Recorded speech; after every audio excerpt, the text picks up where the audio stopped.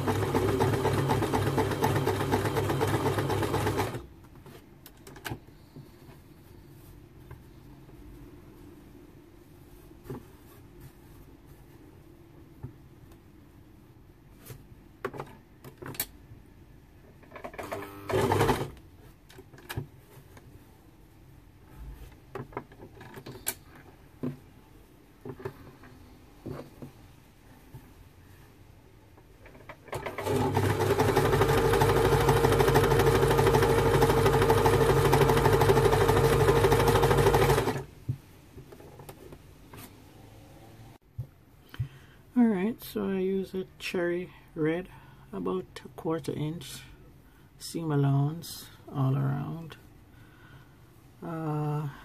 Cherry red thread rather than the black thread. So I'm about to just snip the corners here before I turn them on. A little snip like this, just close to the corner.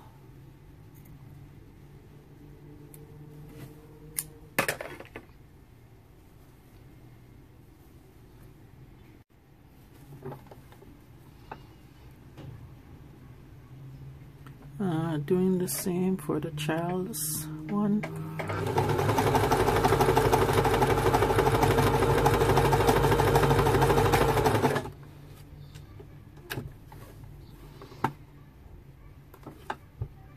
When you reach to the corners, you leave the needle in and just put the presser foot back down and continue.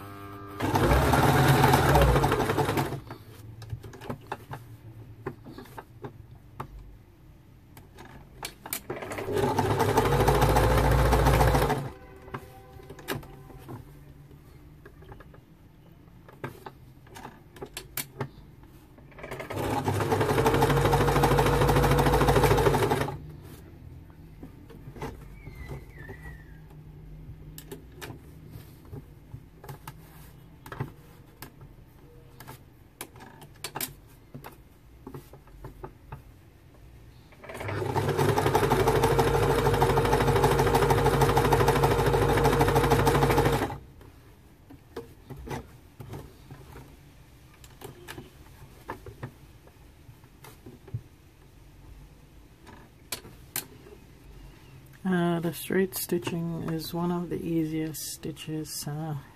It's actually therapeutic, having been off sewing for a while.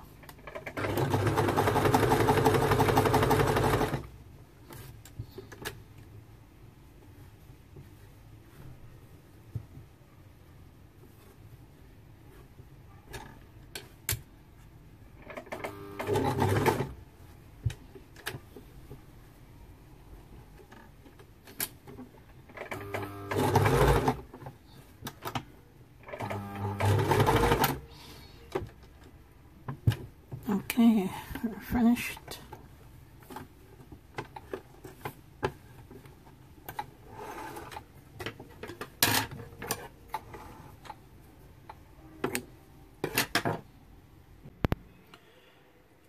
Okay, so the pins mark the opening where I turned it out, and I've given it a little press to flatten it out.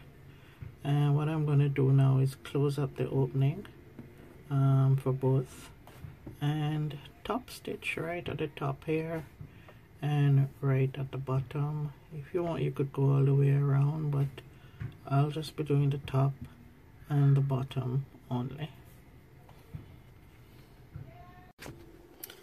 Okay, so top stitch bottom and top, close the side. What we're gonna do is we're gonna turn the front down now, face down front, and the corners we're gonna fold this over. Alright, right at the edge there, fold one side down, and we're gonna fold the other side up as well at the corner.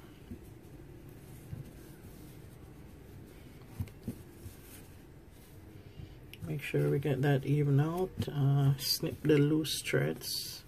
There's a lot of fuzz on this fabric, but it will have to be washed afterwards anyhow. So let's fold that up, and what we're gonna do is give it a press to smooth it out flat, and then I'm going to stitch again at the top here and at the bottom. Okay, once that seam is in place at the top and the bottom, then we'll turn it to the front and press the seams outwards. Okay, so I'll fold it up at the corners, top corner. Now we're going to stitch across. top and bottom again. Alright, so we have top and bottom stitched now, right? Remember we folded and stitched here. That's the small one, this is the large one. So now we're going to open it out and turn it around to the front. Okay. And the seam, now we're going to press the seam up or out. So this one goes out that way, this one comes out this way. And we're going to press that now. So we're almost done. We just have the sides and the elastics to attach. But this is what it will look like. We're going to press this down so that it's flat. And we'll see how we get this 3D shape. Okay, so this is pressed out now. So I'm going to flip it and work from the inside now. Now this part may be a little difficult, but let's go. When you fold it down like this, about halfway along this length here, you hold it down and you bring it up at a 90-degree angle like that. Okay, so this, I'm trying to do it with one hand, but this forms a straight line going back up to the top, and you almost have like a triangle effect here. See? So I'm going to pin that and do the same for the bottom, and then show you how to attach the elastic.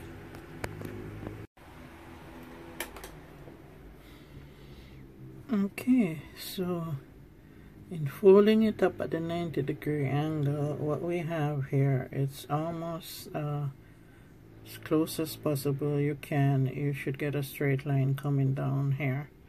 This is up at 90 degrees, this is down at 90 degrees. That forms a line there, and that would be the fold line for when we place the elastic in. We'll fold towards that line and stitch.